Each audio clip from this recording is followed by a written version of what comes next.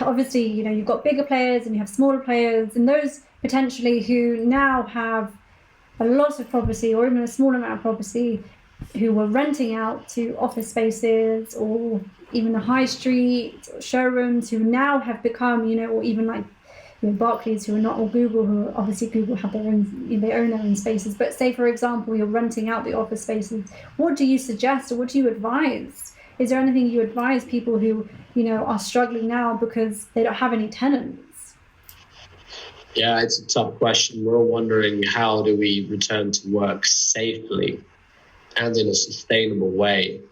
It's a tough time to be an office landlord. However, I remain optimistic.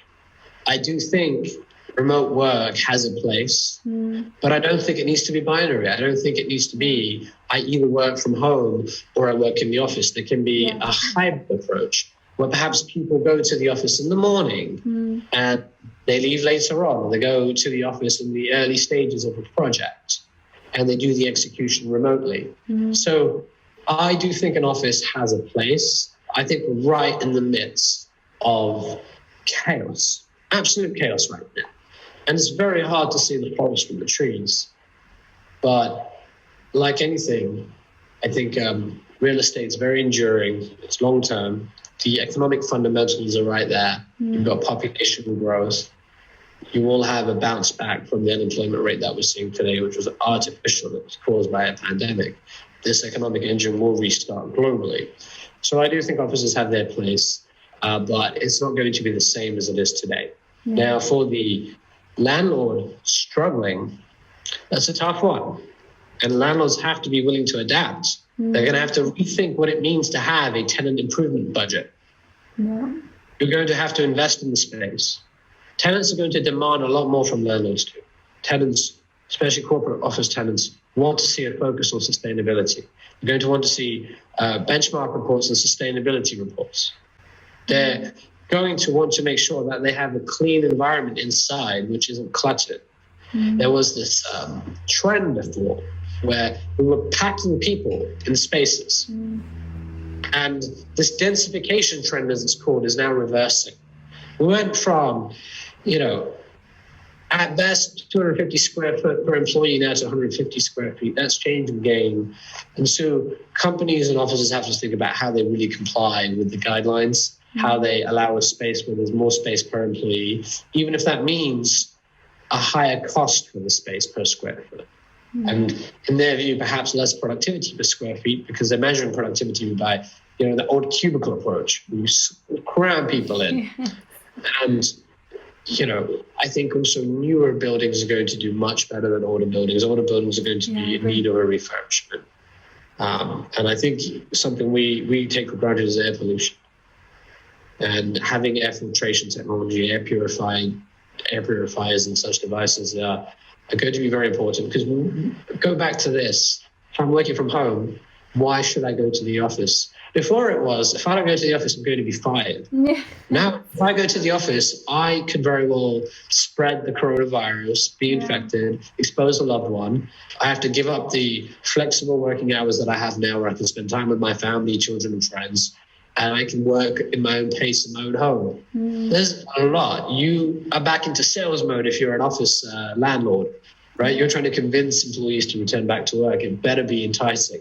Cannot be the same old, same old. Yeah, it's so interesting hearing you say that. And I think the evolution of how we work and the concept of the office is definitely going to change. And it's going to be really interesting to see what happens. But again, I think obviously, as you said, the human interaction, it needs to be there somewhat, if not, obviously not all the time. Nowadays, obviously we can't, but, definitely there needs to be an element of that. So it's so interesting to hear you say that. I think this is where the benefit is for startups, though, because there's always been this assumption, and I had this assumption too, although I ran a company that had 8 offices around the world and hundreds of employees. Why do you need to go to your office? You can save so much cost if you don't have a physical office as a startup. I think offices are needed, especially for large corporations or certain companies. But as a startup, why do you need the overhead of a physical office when you're starting up? Why do you have to go hire expensive engineers in Silicon Valley or New York or wherever you may be? You can hire great talent anywhere in the world As long as you invest in the initial infrastructure, it's not much really. To have good internet, to have good video conferencing technology will allow startups to operate in a more leaner way and cut costs down. And this is a very exciting time for a startup in that way. Costs can be lower to start. Definitely. And I think that's where we started with Ruber as well. We want to always be lean.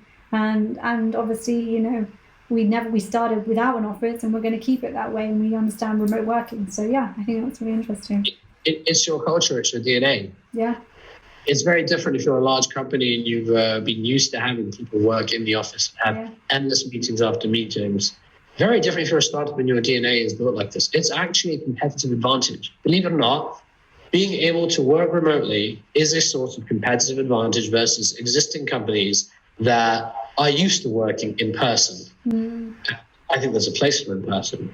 I'm not the death of offices at all. And I don't think, I think work from home or remote work isn't necessarily going to be the primary way people work, but it will be a hybrid approach.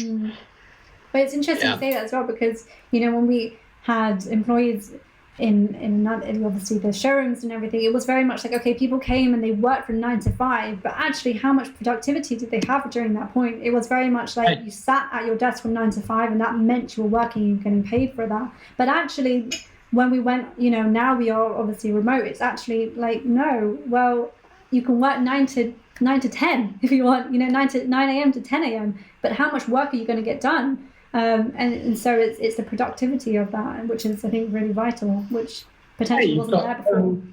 You've got certain companies even thinking about the 4-day work week. Yeah.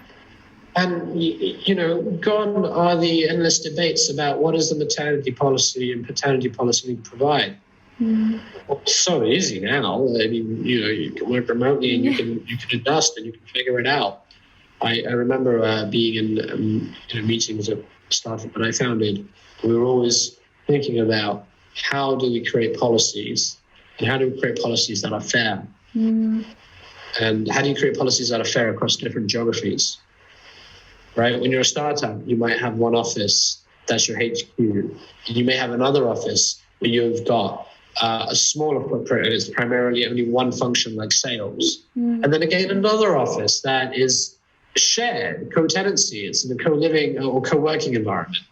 So how do you create policies that are fair and flexible? Much easier if you've got a distributed global remote workforce. Absolutely.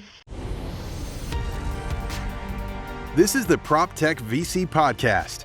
We give you unique insights into how innovative technologies are disrupting real estate. We interview top entrepreneurs, investors, and knowledgeable experts to share the inside scoop in this fast-moving industry. It's hosted by leading PropTech VC, Zain Jaffer.